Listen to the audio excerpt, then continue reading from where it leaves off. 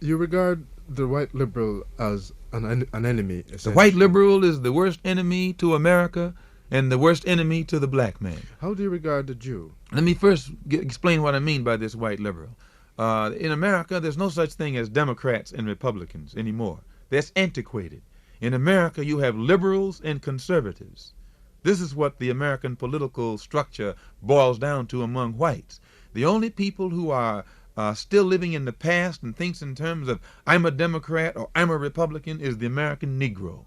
He's the one who runs around bragging about party affiliation, and he's the one who sticks to the Democrat or sticks to the Republican. But white people in America are divided into two groups, liberals and Republicans, or rather liberals and conservatives. And when you find white people vote in the political picture, they're not divided in terms of Democrats and Republicans. They're divided consistently as conservatives and as liberals. The Democrats who are conservatives vote with Republicans who are conservatives.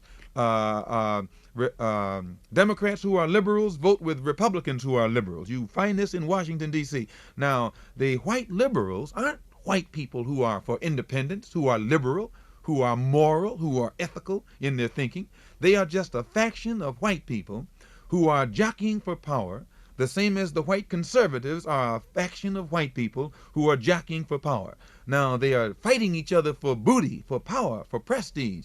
And the one who is the football in the game is the Negro. 20 million black people in this country are a political football, a political pawn, an economic football, an economic pawn, a social football, a social pawn. And the liberal element of whites are those who have perfected the art of selling themselves to the Negro as a friend of the Negro, getting the sympathy of the Negro, getting the allegiance of the Negro, getting the mind of the Negro. And then the Negro sides with the white liberal, and the white liberal uses the Negro against the white conservative. So that anything that the Negro does is never for his own good, never for his own advancement, never for his own progress. He's only a pawn in the hands of the white liberal. The worst enemy the Negro has is this white man who runs around here drooling at the mouth, professing to love Negroes and calling himself a liberal. And it is following these white liberals that has perpetuated problems that Negroes in America has. If the Negro wasn't taken, trapped, tricked, deceived by the white liberal, then Negroes would get together and solve our own problem. It was the white liberals that come up with the Civil War, supposedly, they say, to solve the Negro, the slave question. Lincoln was supposedly a white liberal. When you read the true history of Lincoln, he wasn't trying to free any slaves. He was trying to save the Union. He was trying to save his own party. He was trying to conserve his own power. And it was only after he found he couldn't do it without freeing the slaves that he came up with the Emancipation Proclamation. So right there you have deceit of white liberals making Negroes think that the Civil War was fought to free them. You have the deceit of white liberals making Negroes think that the Emancipation Proclamation actually freed the Negroes. And then when the Negroes got the Civil War and they found out they weren't free, the Emancipation Proclamation, they found out they still weren't free. They begin to get dissatisfied and unrest. They come up with the same white liberals came up with the 14th Amendment, supposedly to solve the problem. This came about, the problem still wasn't solved, because the white liberals, it's only a political trick. Civil War, political trick. Emancipation Proclamation, political trick.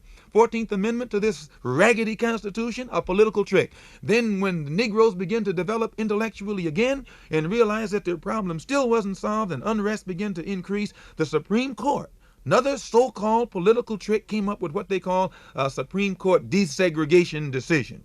And they purposely put it in a language. Now, you know, sir, that these men on the Supreme Court are masters of the King's English, masters of legal phraseology, and if they wanted a decision that no one could get around, they would have given one. But they gave their Supreme Court desegregation decision in 1954 purposely in a language, phraseology, that enabled all of the crooks in this country to find loopholes in it that would keep them from having to enforce the Supreme Court desegregation decision. So that even after the decision was handed down, our problem has still not been solved. And I only cite these things to show you that in America, the history of the white liberal has been nothing but a series of trickery, designed to make Negroes think that the white liberals were going to solve our problem.